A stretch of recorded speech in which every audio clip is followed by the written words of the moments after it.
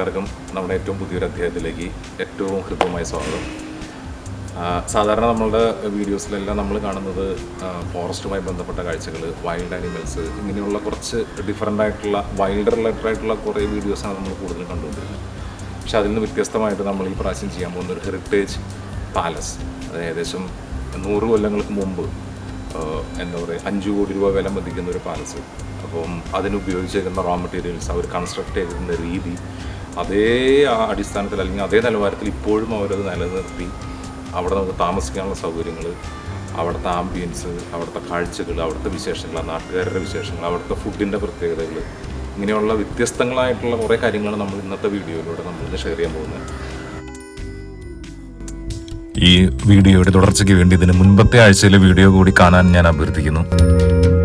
പതിവിൽ നിന്നും വ്യത്യസ്തമായി തന്റെ ആൺമക്കൾക്ക് സ്വത്ത് കൊടുക്കുന്നതിന് പകരം തന്റെ പൊന്നോമന മകൾക്ക് സ്ത്രീധനമായി കൊടുത്ത കൊട്ടാരമാണിത്. 73 ഗ്രാമങ്ങളടങ്ങിയ ചെട്ടിനാട്ടിലെ 27,000-ഓളം വരുന്ന വീടുകളിൽ നിന്നും തികച്ചും വ്യത്യസ്തമായ ഒരു വീടിന്റെ ഫ്രണ്ടിലാണ് നമ്മളിപ്പോൾ നിൽക്കുന്നത്.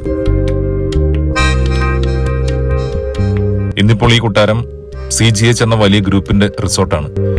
ഞങ്ങൾ കണ്ടപ്പോൾ ഇവിടുത്തെ മാനേജർ മിസ്റ്റർ ഫെബിൻ ഞങ്ങൾ സ്വീകരിക്കാനെത്തി. പാരമ്പര്യമായ രീതിയിലുള്ള ചെട്ടിനാടൻ കൈത്തറി തന്ന് ഞങ്ങളെ സ്വീകരിച്ചു. അതിന്റെ പ്രത്യേകതകളും മറ്റും ഞങ്ങൾക്ക് അദ്ദേഹം പറഞ്ഞു തന്നു.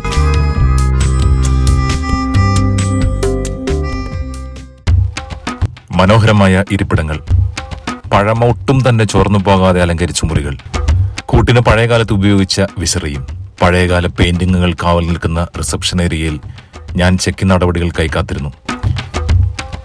അവസാനം റൂമിന്റെ കീ കിട്ടി. അതും പാരമ്പര്യ തനിമ വിളിച്ചോതുന്നു. വളരെ വലിയ ഒരു ഇരുമ്പിന്റെ കീ. ഞാനതും എടുത്ത് എന്റെ റൂമിലേക്ക് നടന്നു. മൊസൈക്ക് ചെയ്ത മനോഹരമായ വരാന്തയോട് ചേർന്ന് കൊത്തുപണികളോട് ചേർന്ന മനോഹരമായ ഒരു വാതിൽ. ഞാനത് തുറന്നകത്ത് കയറി.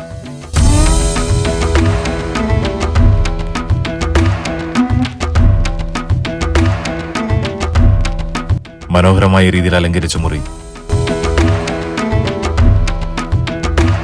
ചെറിയ ചെറിയ കൂട്ടിച്ചേർക്കലുകൾ ചേർത്ത് ഇവർ മനോഹരമാക്കിയിരിക്കുന്നു. കാൽപ്പനികമായ ഭാവങ്ങൾ നിറഞ്ഞു നിൽക്കുന്ന ഓരോ മുക്കും മൂലയും.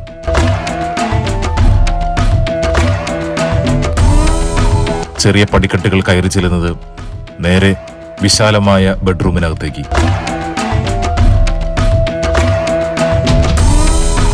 18-ാം നൂറ്റാണ്ടിൽ രാജകീയ പ്രൗഢിയോടെ കഴിഞ്ഞിരുന്ന ചെട്ടിയാർ കുടുംബത്തിന്റെ ശ്വാസനിശ്വാസങ്ങൾ ഇവിടെ നമുക്ക് കാതോർത്താൽ കേൾക്കാം. പ്രൗഢിയുടെ എല്ലാ ഭാവങ്ങളും വിളിച്ചോതുന്ന മനോഹരമായ കാഴ്ചകൾ.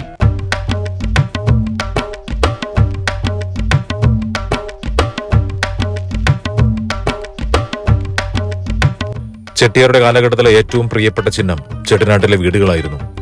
പാചകരീതി, വാസ്തുവിദ്യ, ഫർണിച്ചർ, ആചാരങ്ങൾ എന്നിവയിൽ നിന്ന് സമ്പന്നരും നന്നായി യാത്ര ചെയ്യുന്നവരുമായ ചെട്ടിയാർ പാശ്ചാത്യ പൗരസ്ത്യ സംവേദനങ്ങൾ സംയോജിപ്പിച്ച് ഒരു സവിശേഷ ശൈലി ഈ നാട്ടിൽ വികസിപ്പിച്ചെടുത്തു. ലോകത്ത് മറ്റൊരിടത്തുമില്ലാത്ത അനുഭവമാണ് ഇവിടെയെല്ലാം ഫലം.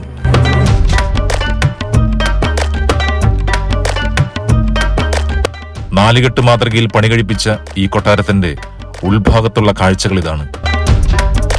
താമസക്കാരുടെ സൗകര്യാർത്ഥം ഇവർ കുറച്ച് കൂട്ടിച്ചേർത്തലുകൾ നടത്തിയെന്നല്ലാതെ കാര്യമായ മാറ്റമൊന്നും ഈ കെട്ടിടത്തിന് ഇതുവരെ വരുത്തിയിട്ടില്ല.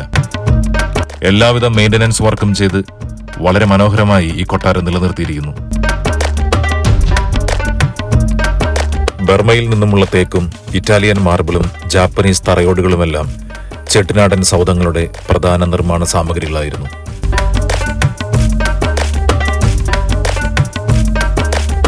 ഒരു നടുമുറ്റത്തിനു ചുറ്റും ക്രമീകരിച്ച വിശാലമായ മുറികളായിരുന്നു ഈ വീടുകളിൽ ഉണ്ടായിരുന്നത്. 13-ാം നൂറ്റാണ്ടിൽ നാട്ടുകോട്ട ചെട്ടിയാർ കാരൈക്കുടിയിലേക്ക് കുടിയേറിയതോടെയാണ് ചെട്ടിനാടിന്റെ ഉത്ഭവം ആരംഭിക്കുന്നത്. വലിയ വെള്ളപ്പൊക്കത്തെ തുടർന്ന് അവർ അവരുടെ പഴയ സ്ഥലമായ കാവേരി പൂമ്പാട്ടിനം വിട്ട് ഇവിടെ താമസം തുടങ്ങി. അതിൽ ഇപ്പോഴും 75ഓളം ഗ്രാമങ്ങൾ ഇന്നും നിലനിൽക്കുന്നുണ്ട്.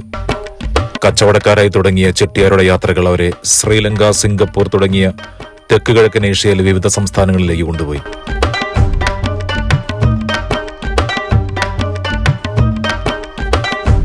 ഈ കൊട്ടാരത്തിലൂടെ നടക്കുമ്പോൾ നമ്മൾ പഴയ കാലഘട്ടത്തിലേക്ക് പോയ പോലെ തോന്നും. ധാരാളം കൊത്തുപണികളും മിനുസപ്പെടുത്തലുകളും നടത്തിയിട്ടുള്ള കൽത്തൂണുകളും അതിന്റെ തൊങ്ങലുകളും നമ്മളിൽ വളരെയധികം ആശ്ചര്യമുണർത്തും. ഈ നാട്ടിലെ തൊഴിലാളികൾ അവരുടെ കരവിരുതിൽ മെനഞ്ഞെടുത്ത മനോഹരമായ കാവ്യം.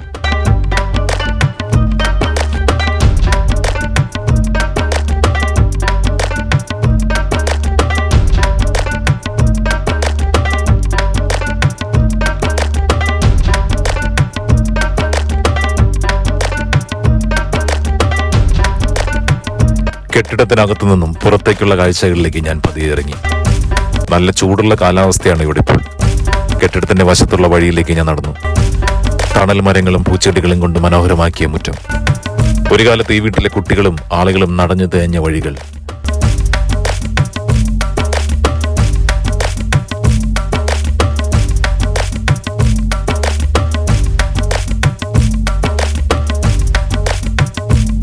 മുറ്റത്തേക്ക് തുറക്കുന്ന വാതിലുകളുള്ള മുറികൾ കണ്ട് കല്ല് വിരിച്ച വഴിയിലൂടെ ഞാൻ നടന്നു. ഇപ്പോൾ ഇവിടെ കഠിനമായ ചൂടാണ്. പക്ഷേ കാഴ്ചകളുടെ തിരത്തള്ളലിൽ ചൂട് വകവയ്ക്കാതെ ഞാൻ നടന്നു.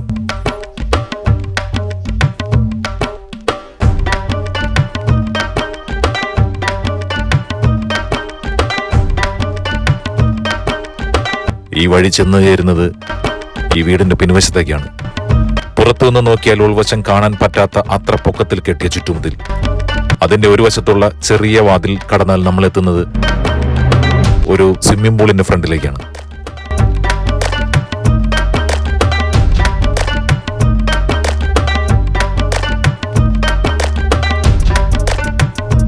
മനോഹരമായ ആംബിയൻസിൽ പണിതിരിക്കുന്ന ഒരു സ്വിമ്മിംഗ് പൂൾ.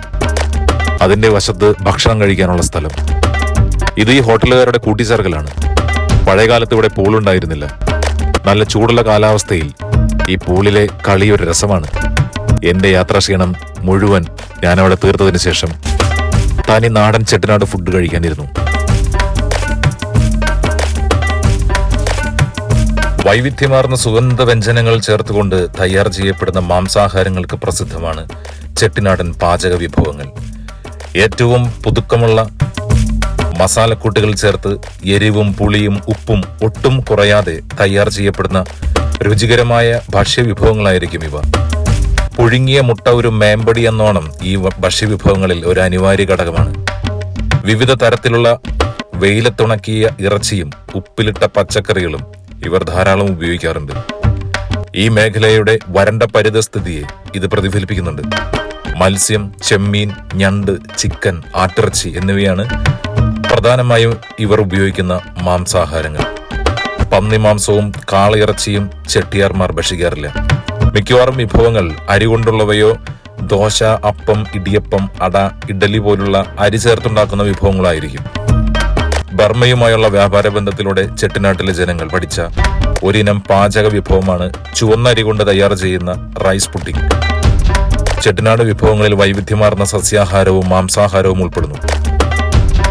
ജനപ്രിയ സസ്യാഹാര വിഭവങ്ങളിൽപ്പെടുന്നവയാണ് ഇടിയപ്പം, പനിയറം, വെള്ളൈപ്പനിയറം, കറുപ്പട്ടിപ്പനിയറം, പാൽ പനിയറം, കുഴിപ്പനിയറം, കൊഴക്കട്ടൈ, മസാലപ്പനിയറം, അടിക്കൂഴ, കന്തരപ്പം, സീയം, മസാല സീയം, കവുനി അരിസി, അതിരസം എന്നിവ.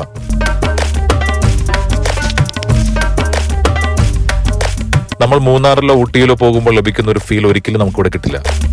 ഇത് വളരെയധികം സൗകര്യങ്ങൾ കുറവായിരുന്ന കാലത്ത് സ്വന്തം ഇച്ഛാശക്തി കൊണ്ട് വീടും നാടും കെട്ടിപ്പൊക്കിയ ഒരു സമൂഹത്തിന്റെ ശേഷിപ്പുകളാണ് കാണാൻ സാധിക്കുന്നത്.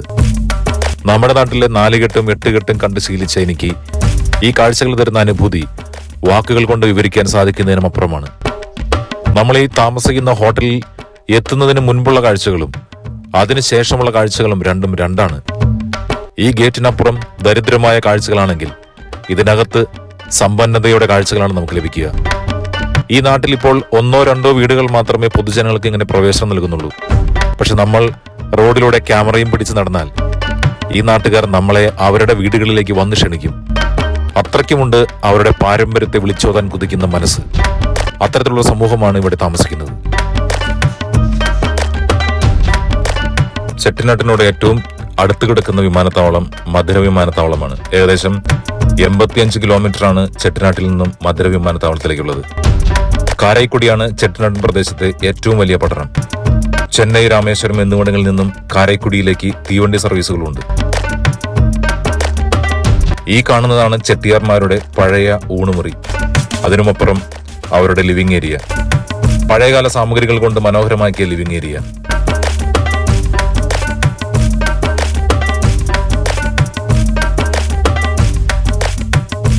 ചെട്ടിയാർ കുട്ടികൾ കളിച്ച കളിപ്പാട്ടം, പിന്നെ റേഡിയോ, ചെസ് ബോർഡ്, പഴയകാല ചെക്ക് ലീഫ്, അങ്ങനെ നിരവധി നൊസ്റ്റാൾജിക് ആയിട്ടുള്ള കാഴ്ചകൾ എപ്പോഴും തന്നുകൊണ്ടിരിക്കുന്ന ഒരു സ്ഥലമാണ് ചെട്ടിനാട്.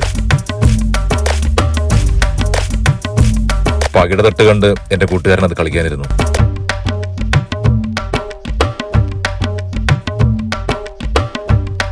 കാഴ്ചകൾക്ക് ഹരം കൂട്ടാൻ ഞാൻ ഈ ഹോട്ടലിന്റെ മാനേജർ ഫെബിന്റെ ചെട്ടിനാടൻ കഥകൾ കേൾക്കാനിരുന്നു.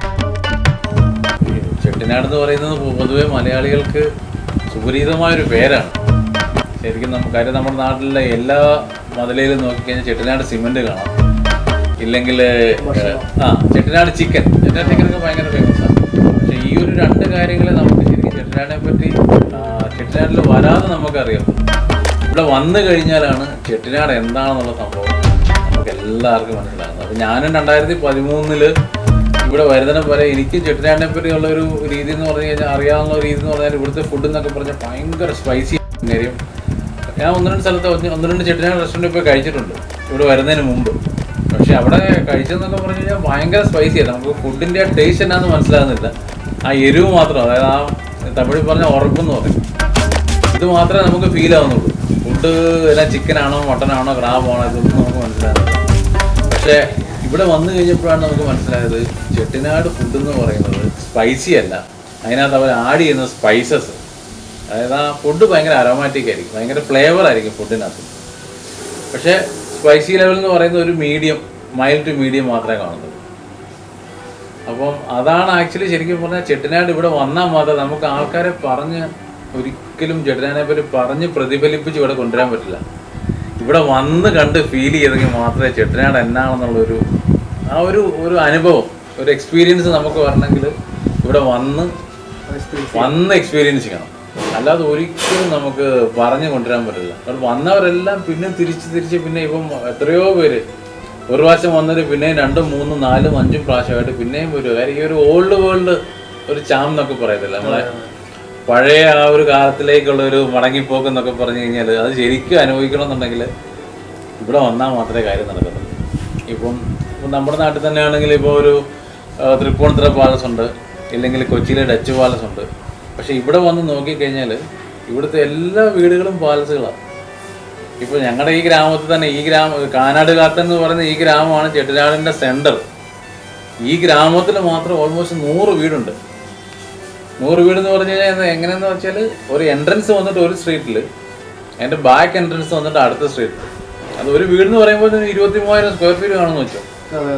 23,000 സ്ക്വയർ, 10-15. അതെ, അത്രയും വലിയ വീടാണ്. അതായത് ഒരു സ്ട്രീറ്റിൽ നിന്ന് കയറി വീടിനകത്തൂടെ കയറി അടുക്കളയുടെ, അതായത് ബാക്ക് എൻട്രൻസിൽ ചെല്ലുമ്പോൾ അടുത്ത വീതിയാണ്.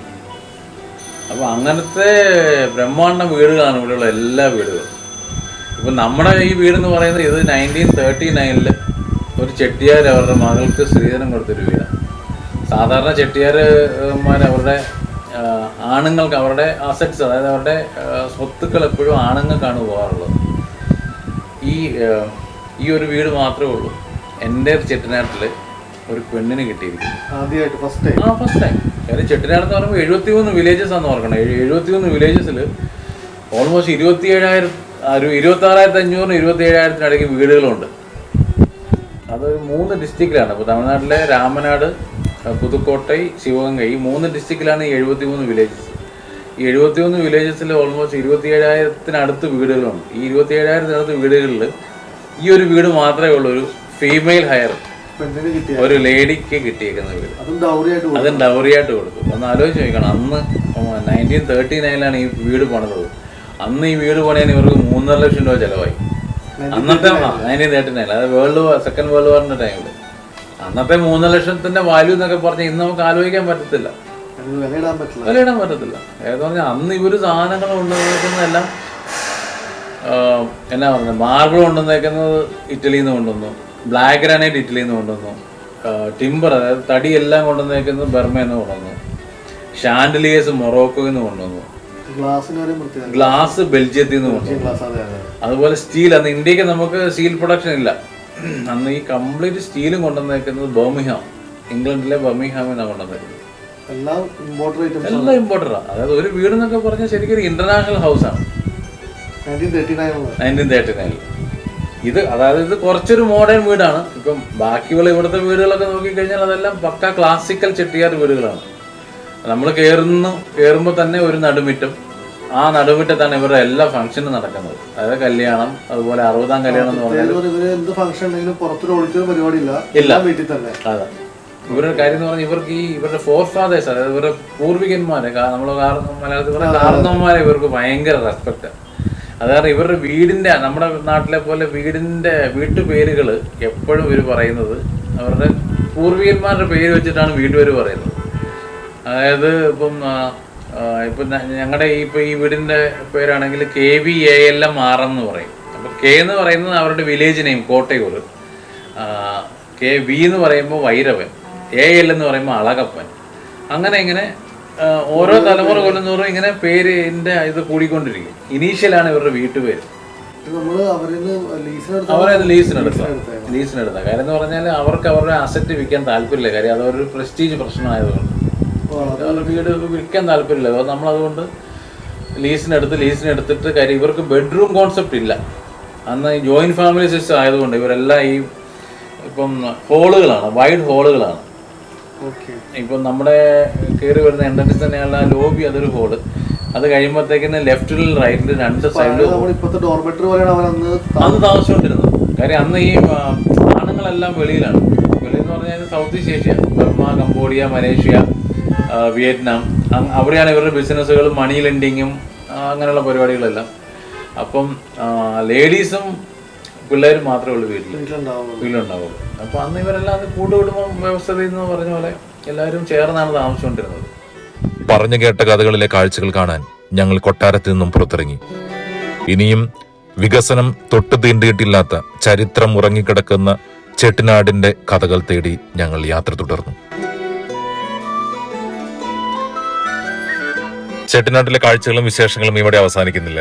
നമ്മുടെ ഈ ചാനൽ ആദ്യമായിട്ട് കാണുന്നവരാണെങ്കിൽ ഈ ചാനൽ സബ്സ്ക്രൈബ് ചെയ്യുക, ബെൽ ബട്ടൺ ഓൾ കൊടുക്കുക. എല്ലാവിധ നോട്ടിഫിക്കേഷൻസ് നിങ്ങൾക്ക് കിട്ടും. ഇനിയും കേൾക്കാൻ ആഗ്രഹിക്കുന്ന ചെട്ടിനാട്ടിലെ കഥകളിലൂടെ നമ്മുടെ സഞ്ചാരം തുടർന്നുകൊണ്ടിരിക്കുന്നു. അതുവരെ എന്നെ സപ്പോർട്ട് ചെയ്യുന്ന എല്ലാവർക്കും എൻ്റെ നന്ദി, നമസ്കാരം.